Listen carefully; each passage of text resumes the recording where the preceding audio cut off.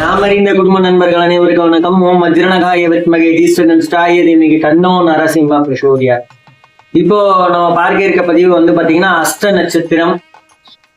27 நட்சத்திரத்துல இப்ப அஸ்த நட்சத்திரத்துக்கு வந்திருக்கோம். இந்த அஸ்த நட்சத்திரத்தில் பிறந்தவர்களுக்கு பலன்கள், தடைகள் நீங்க காரிய வெற்றி பெற என்ன பண்ணலாம்?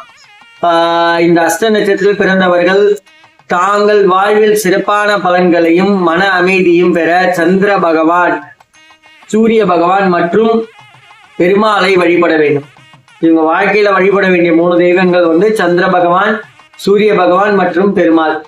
இதுல வந்து சந்திரனையும் பெருமாளையும் ஒரே நாள், அதாவது திங்கள் அன்று சந்திரனையும் பெருமாளையும் ஒரே நாள்ல வழிபட்டா அவ்வளோ விசேஷம். ஞாயிற்றுக்கிழமையில் சூரிய பகவானை வழிபட்டு ரொம்ப விசேஷம். அதே போல டெய்லி காலையில எந்த சூரிய நமஸ்காரம் செய்யறது ரொம்ப நல்லது. அஸ்த நட்சத்திரத்திற்கு சூரியனும் சந்திரனும் மற்றும் சுப பலன்களை அதிகரிக்க திங்கட்கிழமைகள் சிவபெருமானை தரிசித்து வழிபடலாம். ஒவ்வொரு திங்கட்கிழமையும் சிவபெருமானை தரிசிக்கிறது சந்திரனோட சேர்ந்து, சிவபெருமான் மட்டும் இல்ல சிவனையும் பெருமாளையும் சேர்ந்து சந்திரன் 3 பேரும் ஒரே ஸ்தலத்துல, அதாவது சிவா விஷ்ணு கோயில்வாங்க, சிவனும் ஹரிஹரனும் ஒன்றுற மாதிரி சிவா விஷ்ணு கோயில்ல நவகிரகங்கள் இருக்கும். அந்த சிவா விஷ்ணு கோயில்ல இந்த அஸ்த நட்சத்திரத்துல பிறந்தவங்க நேரா போயிட்டு முதல்ல சந்திரனை வழிபட்டுட்டு அதுக்கப்புறம் சிவனையும் வழிபட்டுட்டு பெருமாளையும் வழிபடலாம், இல்ல பெருமாள் வழிபட்டு சிவனையும் வழிபடலாம். அவ்வளவு விசேஷம். அவங்களுக்கு எல்லா விதமான நன்மைகளும் தரக்கூடியது. அதே போல வந்து சூரிய வழிபாடு, அஸ்த நட்சத்திரத்தின் அதிதேவதையான சூரிய பகவான் ஆவார். தினமும் காலையில் சூரிய நமஸ்காரம் செய்வது நல்லது. ஓம் சூர்யாயே நமக அப்படின்ற மந்திரத்தை 108 முறை ஜபிச்சு நீங்க டெய்லி காலையில சூரிய நமஸ்காரம் செய்யணும். நான் 8 மணிக்கு தான் எந்த 9 மணிக்கு தான் எந்த கிடையாது. காலையில முடிஞ்ச வரைக்கும் வந்து நீங்க சீக்கிரம் எழுந்து சூரிய நமஸ்காரம் பண்ணிட்டு உங்க டேவை நீங்க ஸ்டார்ட் பண்ணீங்கன்னா நல்லா இருக்கும். அதே போல திங்கட்கிழமையில வந்து அஸ்த நட்சத்திரத்துல பிறந்தவங்க வந்து சிவபெருமான், பெருமாள், சந்திரன் இவங்க 3 பேர் வழிபாடு ஒவ்வொரு திங்கட்கிழமையும் செஞ்சு வந்தீங்கன்னா அதுவும் உங்களுக்கு இன்னும் மேலும் பலத்தை கூட்டும். அதே போல வந்து கோமாதா வழிபாடு. புதனின் ஆதிக்கம் சந்திரனுடன் இணைந்திருப்பதால் பசுக்களுக்கு பச்சரிசி அல்லது அகத்திக்கீரை கொடுப்பது தோஷங்களை போக்கும். உங்களுக்கு ஏதாவது தோஷம் இருக்கு அப்படின்னா நீங்க பசுகளுக்கு பச்சை அரிசி இல்ல அகத்திக்கீரை, பச்சரிசினா பச்சரிசி இல்ல பச்சரிசியோட கொஞ்சம் வெள்ளத்தை வச்சு கொடுக்கணும். அப்படி எல்லாம் அகத்திக்கீரை வந்து நீங்க கொடுக்கலாம்.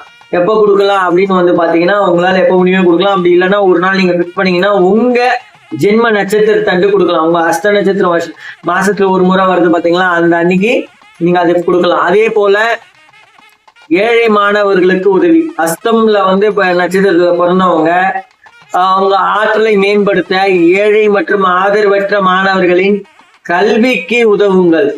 இது உங்கள் வாழ்க்கையில் நல்ல முன்னேற்றத்தை தரும். இந்த மாதிரி படிக்கிறதுக்கு காசு இல்ல நிறைய விஷயங்கள் வந்து கஷ்டப்படுற மாணவிகள் இருப்பாங்க. அந்த மாதிரி பசங்களுக்கு உங்களால முடிஞ்ச ஒரு பண உதவியோ இல்ல பொருள் உதவியோ இல்ல நீங்களே படிப்பு ஃப்ரீயா அவங்களுக்கு சொல்லி தரணும்னாலும் சரி, அந்த மாதிரி ஏதாவது ஒண்ணு நீங்க செஞ்சீங்கனாலே உங்க வாழ்க்கை முன்னேற்றத்துக்கு அது மிகப்பெரிய பங்காவும் பலமாவும் இருக்கும். அதே போல வந்து பாத்தீங்கன்னா ஆடை தேர்வு அப்படின்னு வந்து பாத்தீங்கன்னா வெள்ளை நிறங்கள், அதாவது வெள்ளை அல்லது பச்சை அல்லது சில்வர் நிற ஆடைகளை அணிவது உங்கள் ஆற்றலை சமநிலைப்படுத்தும். ஒன்னே நீங்க ஒயிட் இல்ல பச்சை, கிரீன் இல்ல சில்வர் இந்த மாதிரி ட்ரெஸ்ஸஸ் வந்து அடிக்கடி நீங்க யூஸ் பண்ணீங்கனாலே உங்கள் முன்னேற்றத்திற்கு அது ரொம்ப பக்கபலமா இருக்கும். மன சஞ்சலங்களை போக்கும், மன அமைதியை கொடுக்கும். அதாவது இந்த நேர்மறை சிந்தனைகள் அதிகரிக்கும். இந்த நெகட்டிவ் வைப்ரேஷன்ஸ் போயிட்டு பாசிட்டிவ் வைப்ரேஷன்ஸ் வந்து உங்களுக்குள்ள வரும். அதே போல உங்க நட்சத்திரத்திற்கு அஸ்த நட்சத்திரத்தில் 4 பாதங்களும் கொண்டது உள்ளது. உங்கள் ஜாதகத்தில் உள்ள குறிப்பிட்ட பாதத்திற்குரிய கோவிலுக்கு சென்று வழிபடுவது முழுமையான பலனை தரும். ஒரு ப்ராப்பரான உங்க வீட்டு பக்கத்தில் இருக்க ஜோசிகாரங்களை பத்தி இது பண்ணலாம். அப்படி இல்லைன்னா முதல் பாதம் ஈரோடு அருகே கொடுமடியில் உள்ள மகுடீஸ்வரர் மற்றும் சௌந்தரநாயகி வழிபட்டு வந்தால் நல்ல பலம். 2ஆம் பாதம் மயிலாடுதுறை திரு இந்தலீஸ்வரர் உள்ள பரிமலாராம் பரிமள ரங்கநாதர் மற்றும் பரிமள ரங்கநாயகியை வழிபட்டு வந்தால் சிறப்பு. 3ஆம் பாதம் திருநாங்கூர் திருக்காக்க வலம்படியால் உள்ள கோபாலகிருஷ்ணன் மற்றும் மாடவரல் மங்கை அவங்கள வழிபட்டு வந்தா பலம் கிடைக்கும். 4ஆம் பாதம் திருக்கோஷ்டியூரில்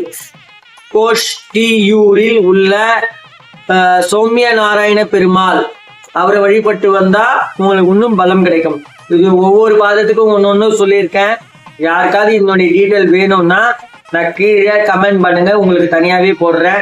இதை வேணா டிஸ்கிரிப்ஷன்ல கூட நான் டைப் பண்றேன். முதல் பாதம் எந்த கோயில், 2ஆம் பாதம் எந்த கோயில், 3ஆம் பாதம் எந்த கோயில், 4ஆம் பாதம் எந்த கோயில் நான் போட்டு விடுறேன். இதை செஞ்சு பாருங்க. அந்தந்த பாதத்துக்குரிய கோயிலை போயிட்டு இது பண்ணுங்க. அதே போல இந்த சூரிய வழிபாடு உங்களுக்கு மிகவும் பலத்தை தரக்கூடியது. டெய்லியே சூரிய வழிபாடு செய்யுங்கள். அதே போல திங்கட்கிழமை தவறாமல் சிவனையும் பெருமாளையும் சந்திரனையும் 3 பேரையும் வழிபட்டு கொண்டு வாருங்கள், உங்களுக்கு பலம் கிடைக்கும். நீங்க முடிஞ்சவருக்கு ஒயிட், கிரீன் அண்ட் சில்வர் இந்த 3 கலர் அதிகமா யூஸ் பண்ணுங்க. உங்களுக்கு இருக்கிற எதிர்மறை சக்தி போய் நேர்மறை சக்தி வரும். எதிர்மறை சக்தினா நெகட்டிவ் வைப்ரேஷன்ஸ் போயிட்டு உங்களுக்கு பாசிட்டிவ் வைப்ரேஷன்ஸ் வரும். நீங்களே சொந்தமா ஒரு முடிவெடுத்து நல்ல ஒரு பாதையில போறதுக்கான ஒரு வகுத்து கொடுப்போம். நம்பிக்கையுடன் செய்து கொண்டு வாருங்கள். நல்லதே நடக்கும். நன்றி, வணக்கம். மற்றும் ஒரு நற்பதிவில்